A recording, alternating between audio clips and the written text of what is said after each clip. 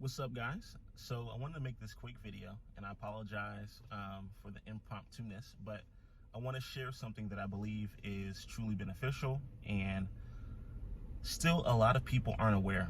And what I'm going to try to do is I'm going to maybe make a few short videos of pioneers, people who have made great contributions in history that are overshadowed, right?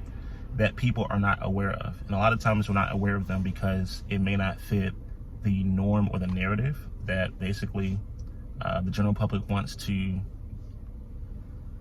put out there, okay? Now, in the Midwest, most people know of this individual, all right? His name is Jean-Baptiste Dusable, right? And so if you've grown up in Chicago, you know much about the rich history, and you know about this individual. But for those of you who don't know, allow me to enlighten you, all right? So Jean-Baptiste, first and foremost, Jean-Baptiste is a name that is associated with Haitians, and it's a name that's also associated with the French. If you know anything about the Haitian history, then you know about their battle or their liberation from the French, right? So that's a whole nother thing for a whole nother thing, right? So that name itself is actually very, very popular. You'll find presidents, Haitian presidents with that name, warriors, generals. You also find financiers in France, as well as, man, tons of people in history that have the name Jean-Baptiste, right? So, all right. So Jean-Baptiste Dusable, he essentially is actually one of the known individuals for the first settlement of Chicago. Now, at the time, it was not called Chicago; it was Escargot, which meant in a Native American tongue, smelly onion. Okay, so this gentleman went ahead and saw Chicago as an opportunity to set up a trade post. Now, there's not a lot of documentation that shows whether he came from Haiti via the Mississippi River, or through the port of New Orleans, or if he came straight from Canada, right? No one really knows. One thing that we do know is that he spoke multiple languages. Of course, he spoke French. And so I would not be surprised if he actually came through Canada. I know a lot of people who look like me, who are Canadians, who have the last name Baptiste. So I would not be surprised if he actually came from Canada. But nonetheless, he was an astute businessman.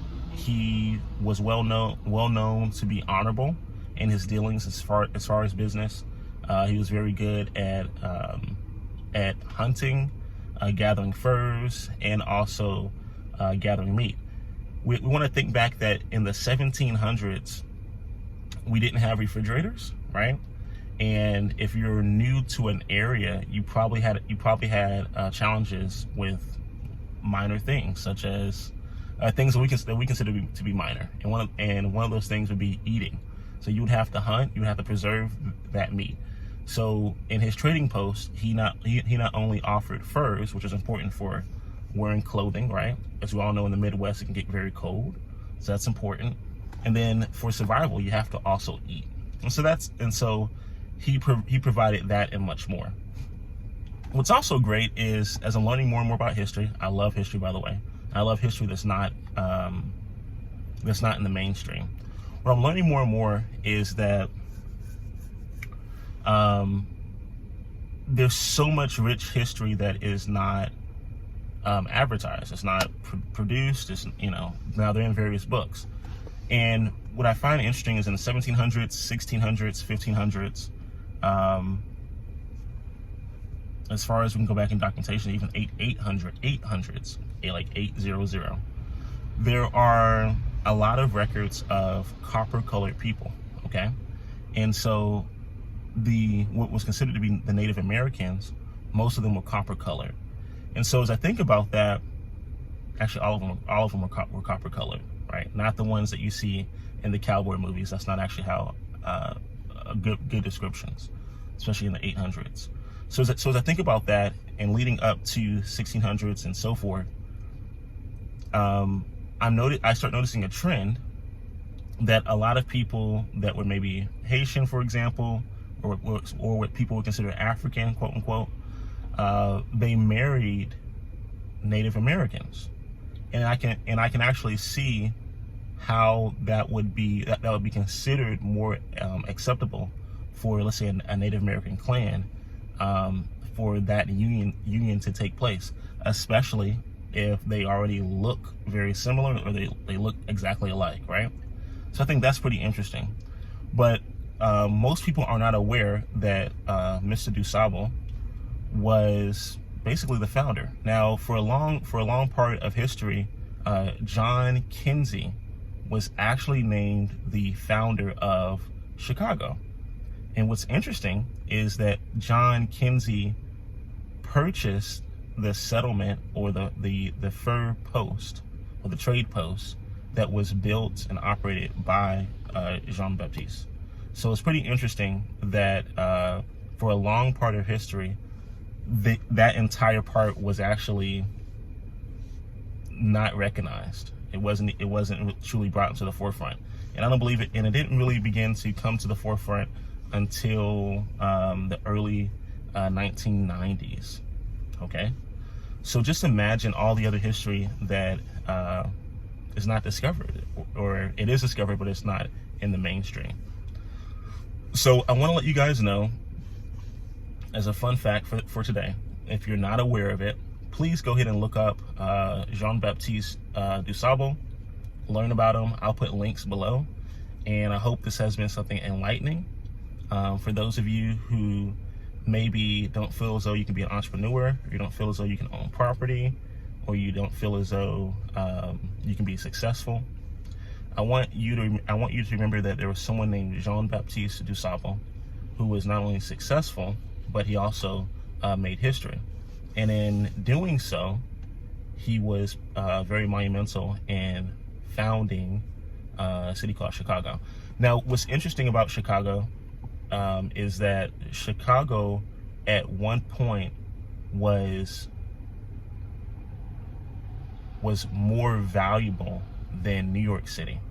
New York City right now, in today's economy, is where we have basically the stock exchange, all right? Now, there are stock exchanges throughout the world, but New York City, the financial district, is known for that, okay? Chicago was actually known for what's called the Mercantile stock exchange, and that's really what made Chicago prosperous, and that's what made Chicago popular, where in the 1800s and so forth, people would bring their crops, their goods, their livestock to Chicago, and that would be considered more of a brokering board, or it's like a trading post. And so if I lived in Kansas and I needed to, and let's say we were expecting to have a bad winter, based on our almanac, right? I could send a worker of mine to Chicago to buy bushels and bushels of corn in advance, okay? And this is how powerful this is, in advance. And so when we had that bad winter, I could then redeem what I've already purchased from Chicago. Now, the corn could be grown in Indiana, the corn could be grown, anywhere in the United States, but it would come through Chicago, right? I would send my contract and my money through Chicago, and then Chicago would go ahead and send that contract and the disbursement of funds to the grower, let's say in Indiana, for example, right? As that began to happen more and more, as more and more contracts began to happen, the city itself became a hotbed, and it attracted more people. Now, the first example of that was actually the trading post that Jean-Baptiste had. So it's pretty cool, because that's essentially what propelled Chicago. And feel free to verify any of this. I'll put the links there so you guys can review it and you can look at it, you can learn about it. But I just wanted to share that cool fact. So if ever you're doing something and you don't feel as though it's possible, I want you to think about this man and his family in the 1700s, living in an area where more and more settlements and homesteads were taking place. Homesteads just means that as more and more Europeans began to occupy the Americas, the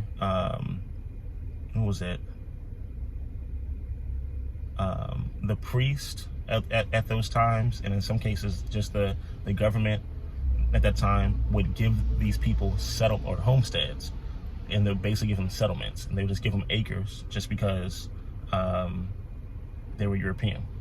So if you can imagine, if you have land or you have a business and you're operating, if you can imagine more and more people settling around you, right? Pitching up their tents or pitching up their homes or their log cabins. And not necessarily because they're purchasing it per se, but they are being granted homesteads from a government that is not fully in place yet. It's pretty interesting. History is very, very interesting. And it's fascinating. So I encourage you guys to look that up. And I hope this encourages anyone who may feel distraught or feel as though that they're not capable of doing something. I want you to know that you are capable, and I want you to know that you can do it. And whenever you are feeling discouraged, feel free to open a book, sit down, and learn. Look back in history. And as you look back in history, you're going to find out that there are people who did what you wanted to do or did something similar, or who also chased great challenges and they still overcame those things. I hope this serves you, and I'll talk to you soon. Peace. Let me know in the comments what you've learned, or let me know in the comments what you did not